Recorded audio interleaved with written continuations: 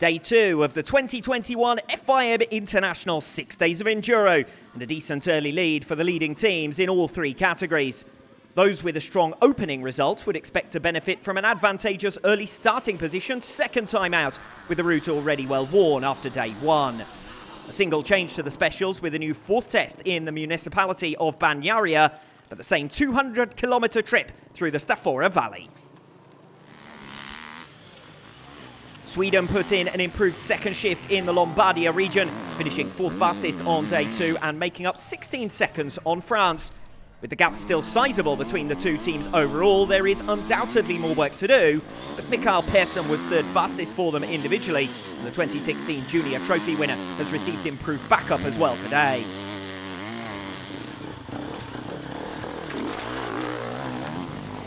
Already 50 seconds down after day 1, the USA's losses trebled at the second time of asking, and they lost over a minute to Spain in second. A difficult day for Ryan Sipes, in which he was only 20th on the day, struggling on his two-stroke in the silty, rough conditions. Jonathan Giroir, third fastest American on this occasion.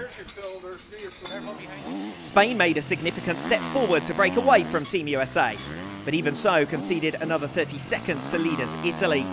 Josep Garcia continues to thrive, winning 4 of the 6 specials today and finishing second in the other 2, with an even bigger margin to his teammates to keep Spain up in second overall.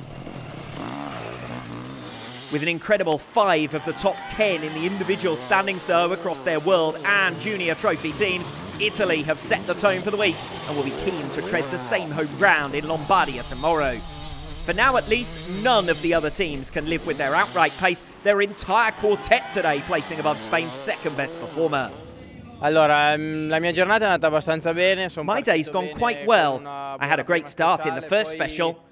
I suffered a little bit later on, but managed to finish 5th overall, so I'm very happy with that. As a team, we're still going really well.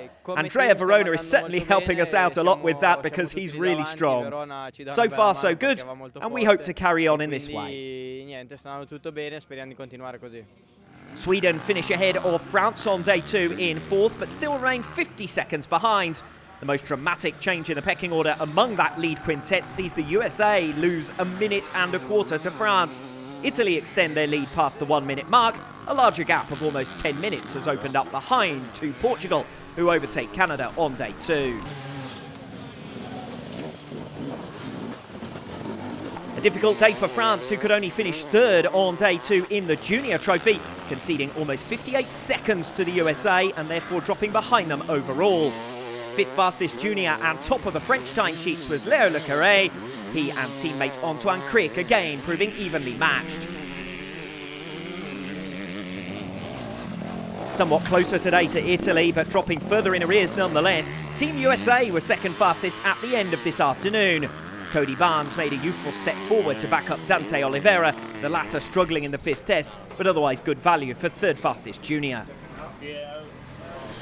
Team Italy continue to extend their lead, carrying their 3rd man somewhat, but the top 2 juniors in the world at present are also the top 2 in the Junior Trophy individual rankings. Lorenzo Maccarito was a genuine match for teammate Matteo Pavoni today, less than a second behind him over 6 specials.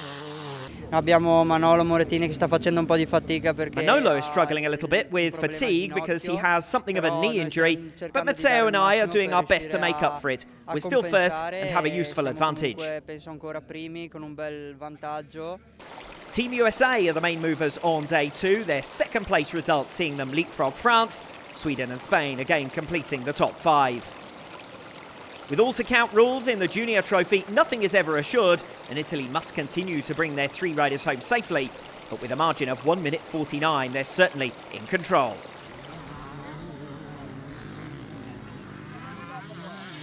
In the Women's Trophy, gaps between each of the 8 teams have continued to extend. 2 clear contests are developing, a tussle for 2nd and another for 4th, where Portugal remain ahead of France thanks largely to the efforts of Joana Gonçalves, 4th fastest woman on day 2.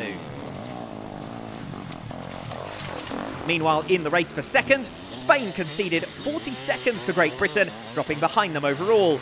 Mireia Badia continues to impress, but the next best Spaniard, Sandra Gomez, finished the day behind all 3 British women. Spain now have 30 seconds to find on their direct rivals. Britain's lead rider Jane Daniels was 2 seconds slower than Badia today, but that ground was made up and more by Niamh Holmes, 42 seconds faster than Sandra Gomez. The Brits look to have more strength in depth too than the Spaniards. Rosie Rowett was also very much on the pace, even if, as third fastest, her times haven't counted so far.